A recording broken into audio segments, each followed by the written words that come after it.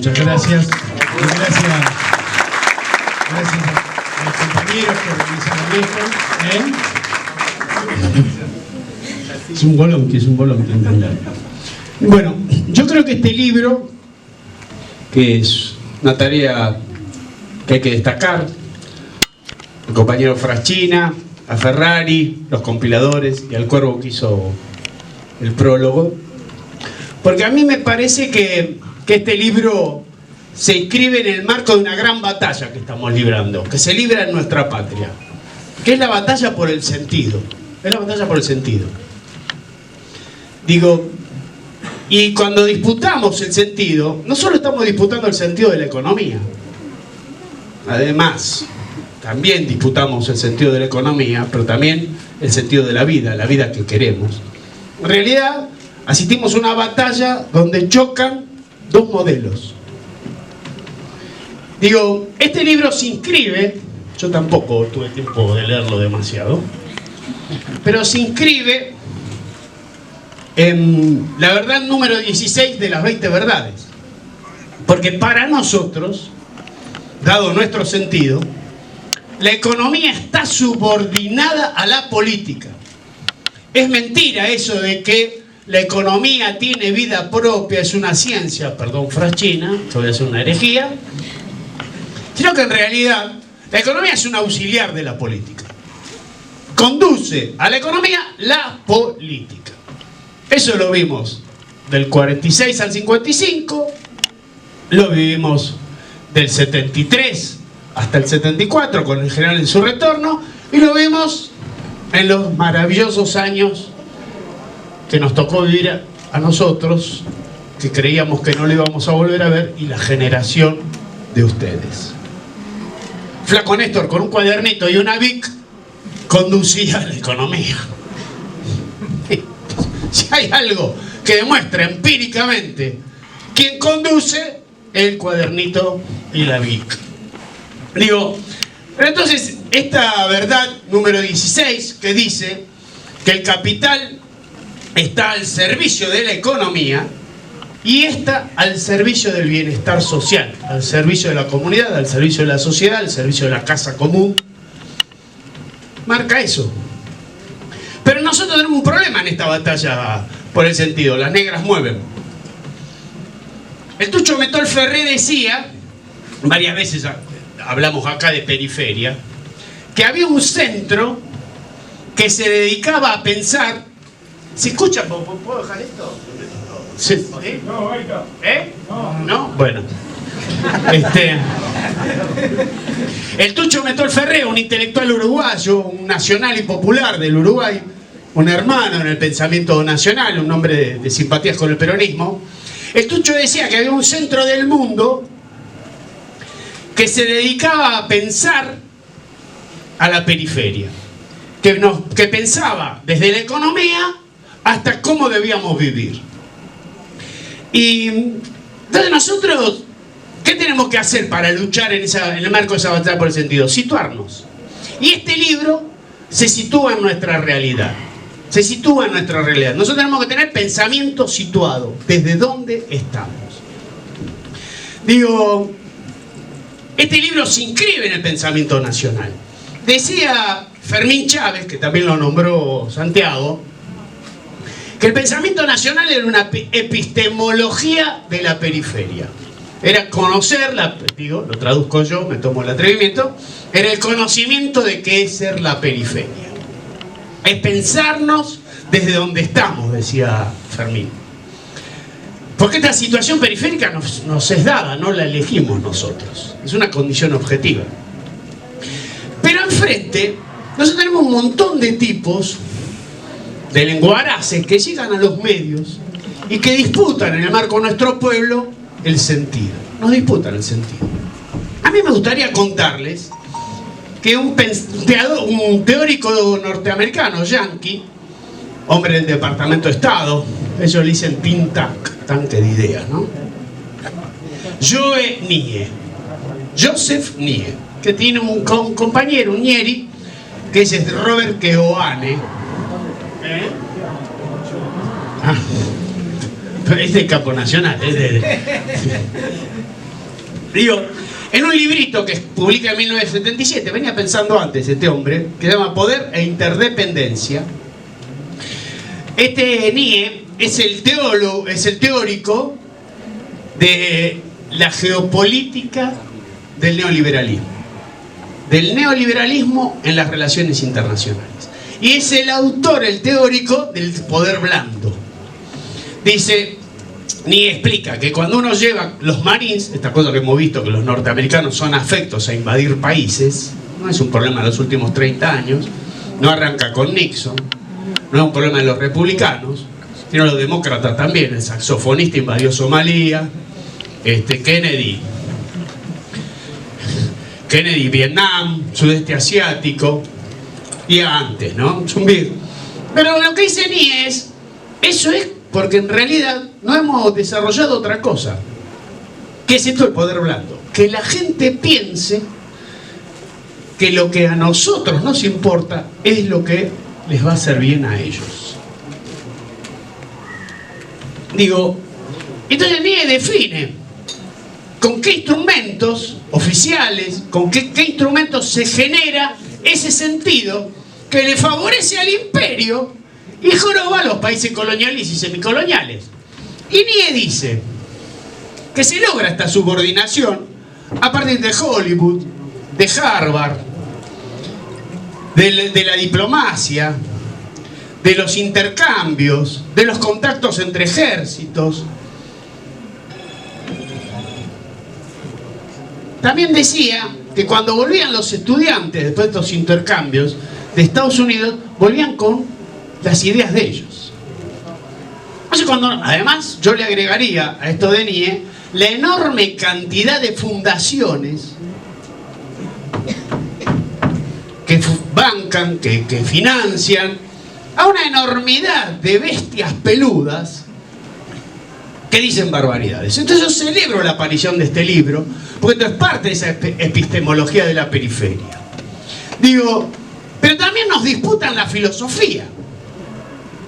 Porque si nosotros decimos que la economía está subordinada a la política, y todos los que estamos acá creemos en la casa común, si creemos que la patria es el otro, y además si nos duele el dolor del prójimo, la verdad que todo lo que dicen estos tipos, que los vemos, que dicen que son los que van a salvar la Argentina, y las recetas ya las conocemos, y ahora las vamos a enumerar.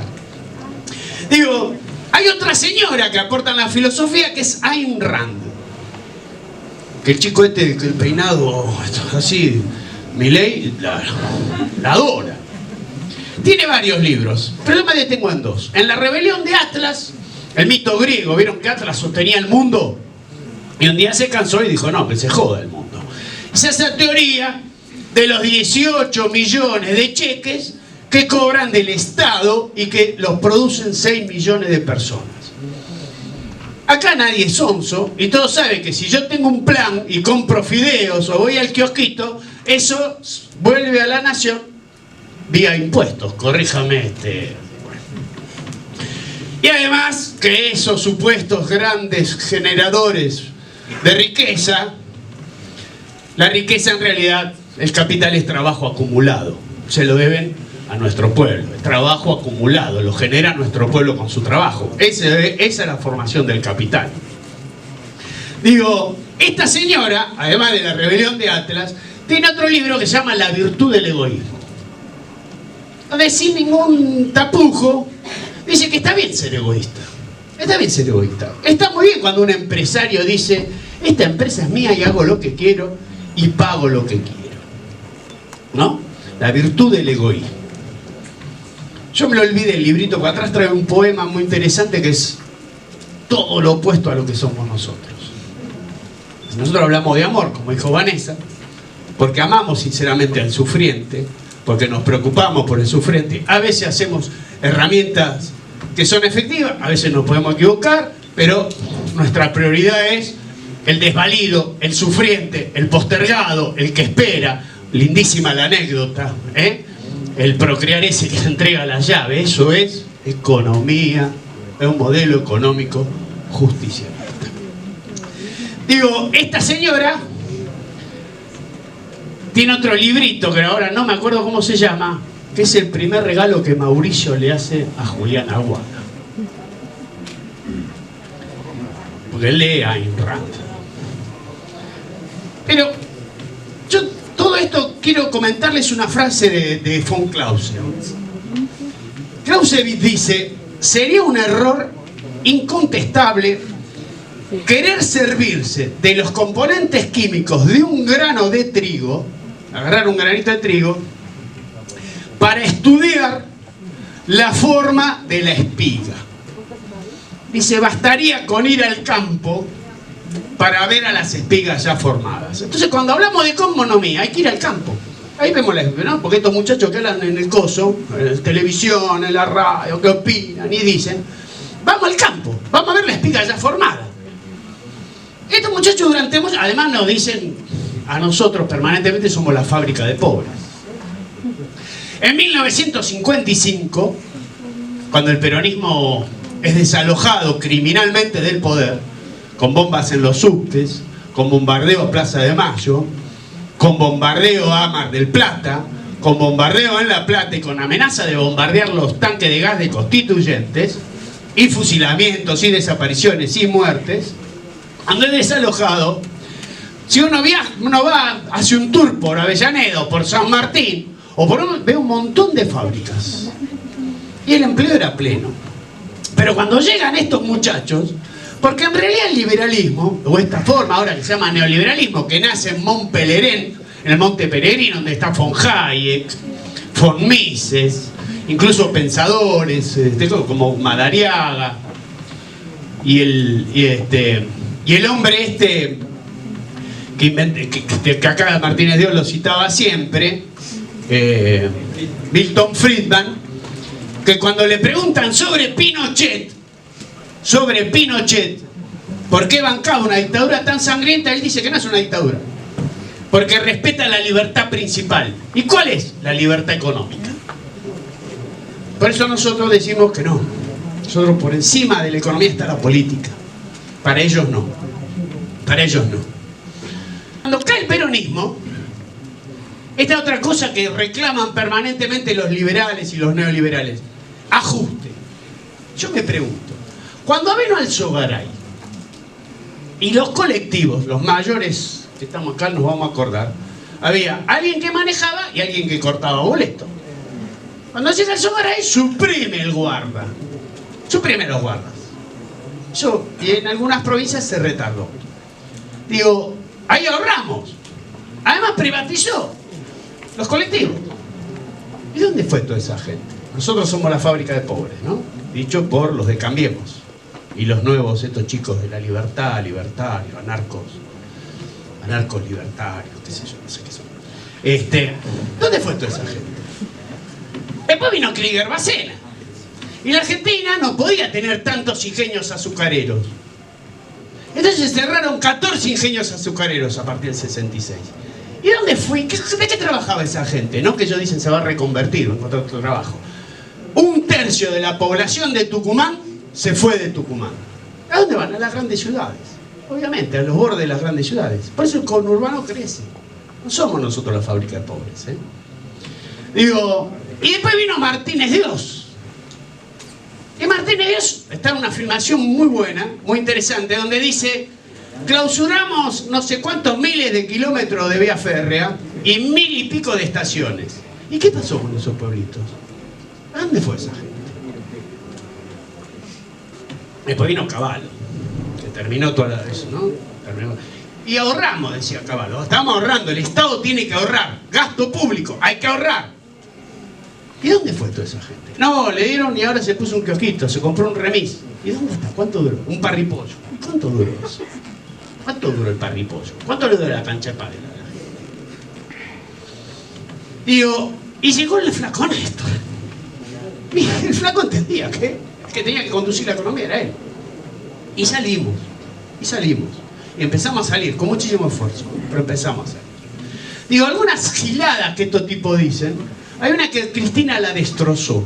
Ellos dicen que hay que darle a la copa para que la copa derrame, ¿no? La tesis de los liberales. El problema es que lo tienen, son los dueños del platito, ¿viste? Son como... Estos le toman la leche al gato, ¿no? Y toman la... Cristina dice, no, que la plata no baja de arriba hacia abajo, sino que hay que ponerla abajo para que suba. Y este libro yo lo festejo, sinceramente lo felicito, porque pone en blanco sobre negro algunas de estas cuestiones. Pone algunas de estas cuestiones. Digo, estos tipos, en realidad, lo que quieren es jorobarnos la vida. Es jorobarnos la vida. No solo tienen una cosa perversa de enriquecer a una oligarquía, sino también de desorganizarnos la vida a nosotros. No hay derrame y no hay posibilidad de construir la casa común, la patria de todos, si no hay inclusión masiva de nuestro pueblo a las fuentes de trabajo.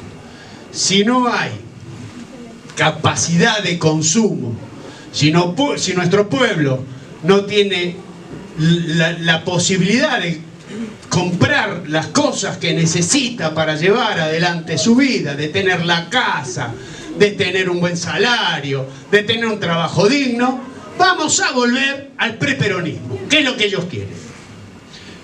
¿Cómo era el preperonismo? ¿Cómo era el preperonismo? Un baño para hombres y mujeres en grandes fábricas. Un baño. Ibas con tus zapatos y te volvías a tu casa con tus zapatos, llenos de grasa o de lo que generan en las hilanderías, con tu misma ropa. Y cuando vos protestabas, ellos habían creado una herramienta, que era la ley de residencia. Para los gringos que habían venido a nuestra patria, para los extranjeros que los rajaban de nuevo, ¿no? Digo, la gente vivía amontonada en conventillos, miles y miles de conventillos. Hay una huelga fabulosa de conventillos. En un galpón de 10 por 10 vivían como 70 peones que se pagaban las velas.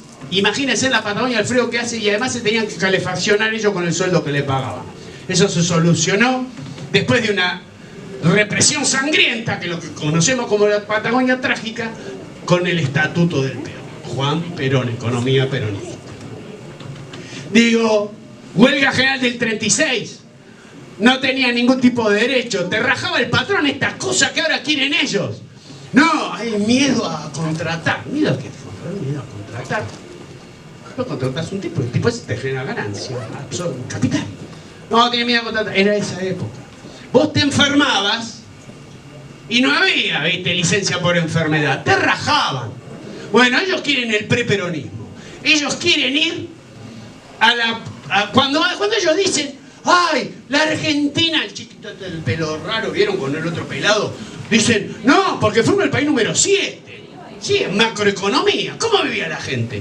Comíamos milanesas en Navidad nada más. La carne era para exportarla. Y después del 30, con el pacto con los ingleses, que hace Pinedo y Sir William Leguizamón, se llamaba Guillermo, pero se decía llamar Sir William, el pacto Ronca-Runciman, menos carne. Bueno, si ustedes miran la historia, cada una de estas batallas la libró el flaco Cristina y la está librando nuestro gobierno. Esto es así. Un modelo económico justicialista o el hambre de los liberales. Nada más, muchas gracias.